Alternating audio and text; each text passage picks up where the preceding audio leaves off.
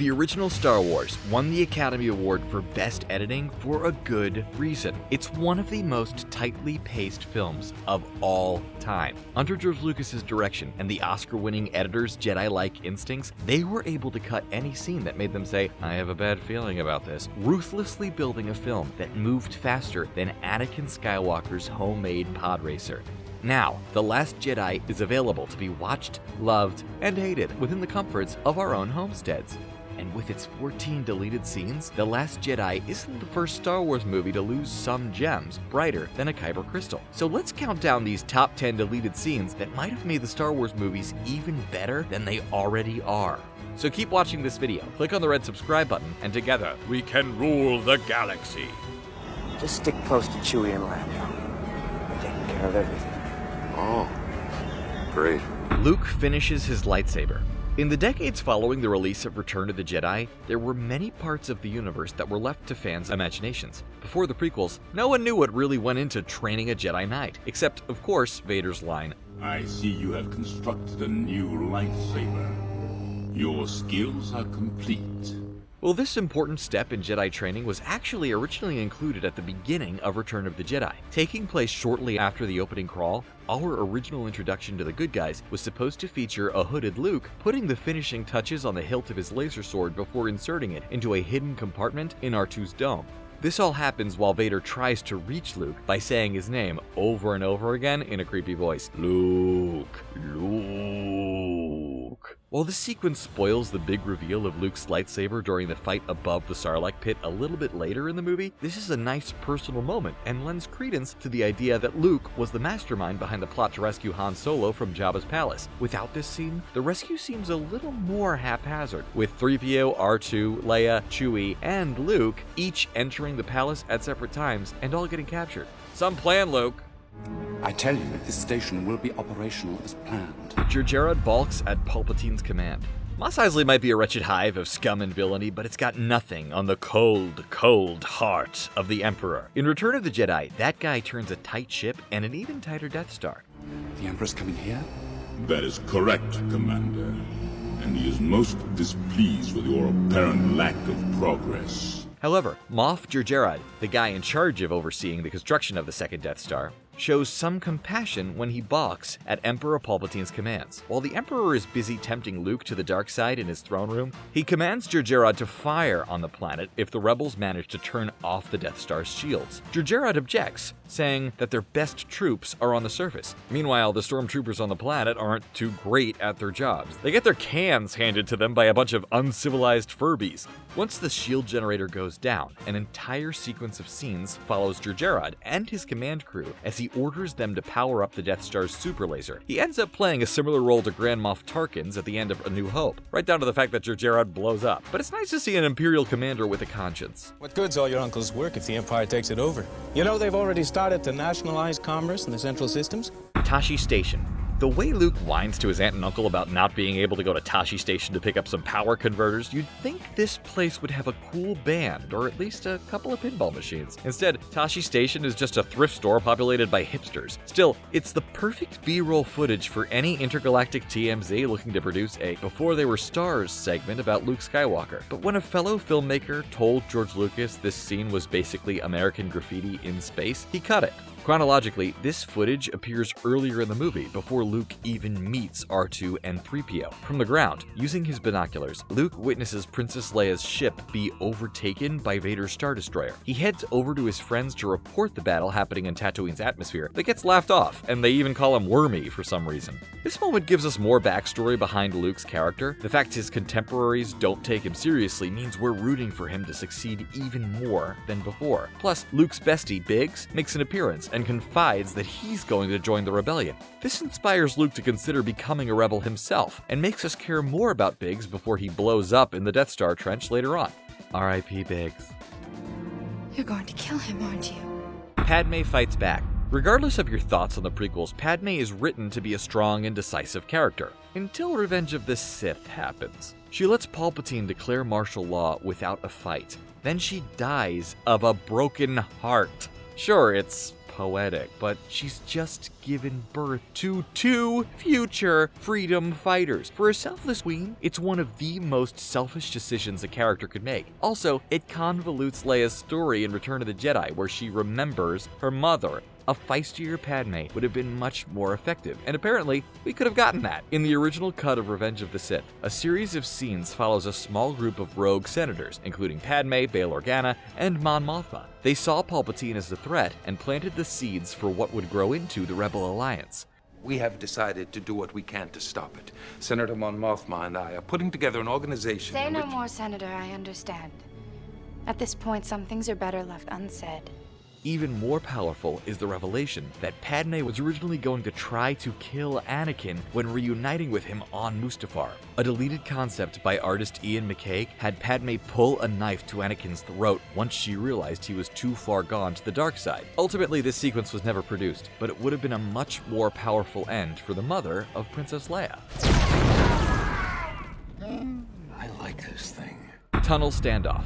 The Force Awakens may have suffered slightly from a storyline that too closely mirrored A New Hope, but it succeeds largely because it mirrors the charm in that original Star Wars movie too. Rey and Finn keep things upbeat throughout the film, but it's Harrison Ford's return that's a real standout. The scene in the tunnel underneath Maz Kanata's castle on Takodana features perhaps the most Han Solo-y moment in a very Han Solo-filled film, so it's too bad it didn't make the theatrical cut. When Kylo Ren's forces land on Maz's forest planet, they storm the castle and our heroes hear the approaching troops from their basement location.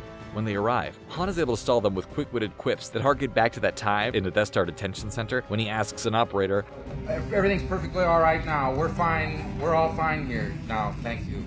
How are you?" The stormtroopers order them to surrender on behalf of Supreme Leader Snoke, but Han plays dumb, pretending he doesn't know a Snoke. When they ask him to put down the blaster in his holster, his response is, it's broken.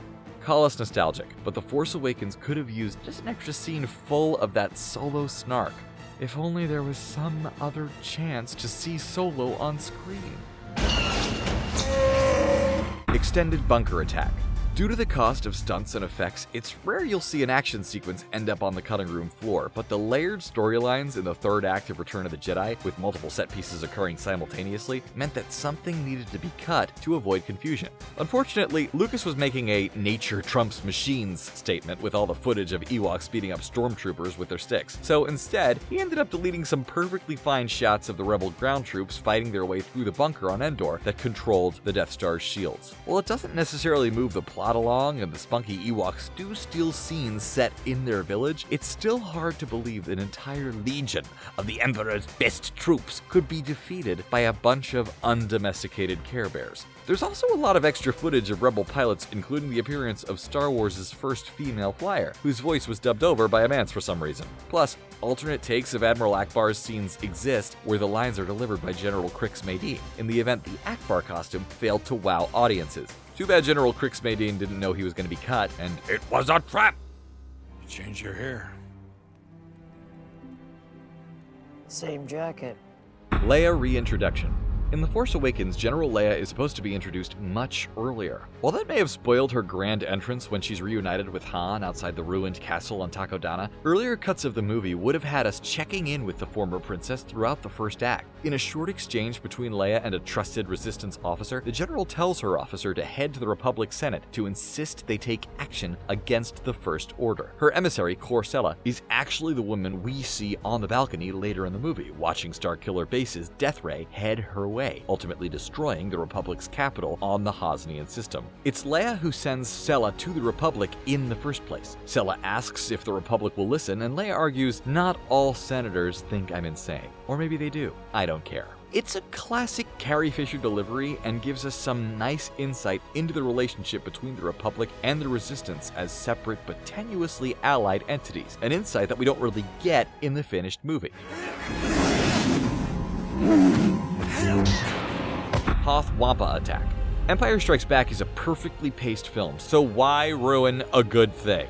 to add even more action into the opening of the film. That's why. Lucas, screenwriter Lawrence Kasdan, and director Irvin Kershner were worried that the build-up to the Battle of Hoth needed even more tension than it already had. They crafted a subplot involving a crew of Wampa snow creatures attacking the base. You know, the same Yetis that slapped Luke in the face and hung him out to dry at the beginning of the movie. At the end of the day, it deviates too much from the main plot, and the full body shots of the Wampas don't stand up to the rest of the movie's effects. Still, it's a cool what-if to realize that all those Wampas in the Echo base level from the Shadows of the Empire video game were actually based on sequences cut from Episode 5.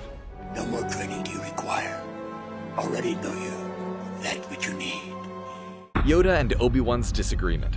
On Yoda's deathbed in Return of the Jedi, the Old Master confirms for Luke that Vader is in fact his father. However, in a cut exchange, he goes on to reveal that Obi-Wan would have told you long ago, had I let him. In Kenobi's explanation in the finished film, the Force Ghost tells Luke that Luke had been told the truth From a certain point of view. Yet this unspoken disagreement between the two Jedi Masters makes the two members of the Old Guard into much more complex characters. Throughout the Star Wars films, the Jedi tend to stick to their narrative as selfless individuals with unclouded minds. With this revelation that Yoda wanted to keep Luke's father's identity secret, it shows that the ancient teacher was a bit more conniving and manipulative than you'd think. It also gives more credence to Luke's philosophy in The Last Jedi, that the Jedi Order is an old way of thinking that needs to be replaced. This sequence is available on the Laserdisc release of Return of the Jedi. It doesn't include the rumored to be cut monologue from Kenobi's ghost, in which he talks about Luke's mother and explains in further detail the decision to hide the Skywalker twins on different planets. But it does contain 30 full minutes of Frank Oz working the Yoda puppet like a pro. Trained as a Jedi, your request for him, Finding him was the will of the Force. I have no doubt of that. Qui-Gon and Yoda. And speaking of Yoda's secrets, after the dust has settled at the end of Revenge of the Sith, the little green Jedi confides to Obi-Wan Kenobi that he's heard from the latter's former master from beyond the grave. Yoda hints that deceased Master Qui-Gon Jinn will be able to teach Obi-Wan how to become one with the Force. You know, how to disappear, become a ghost, and haunt your ex-friend's kid. Their conversation ends with us assuming that Obi-Wan and Yoda learn from the ghost of Qui-Gon while they wait for Luke, the New Hope, to be ready to face Vader. Originally, we were supposed to actually witness Yoda and Qui-Gon's conversation firsthand. Around the time the twins were being born on the asteroid outpost of Polis Mesa, Qui-Gon's disembodied voice was to reach out to Yoda and explain it's possible to retain one's consciousness through the Force, even after physical death. George Lucas and prequel producer Rick McCallum had repeatedly stated that the prequels would reveal how Jedi were able to come back as see-through space therapists, but alas, no explanation ever came. This scene would have shed some light on it, but apparently Liam Neeson wasn't available to record his dialogue, and the whole scene was dropped like two proton torpedoes into a small thermal exhaust port. Cue up John Williams' end credits music because that's the end of our video. We hope you learned the ways of the Force, or at least gained some editing ideas so you can go ahead and make your own fan edit. Comment below and tune in to Screen Rant for more videos to take your first steps into a larger world. And remember, the Force and Screen Rant will be with you, always.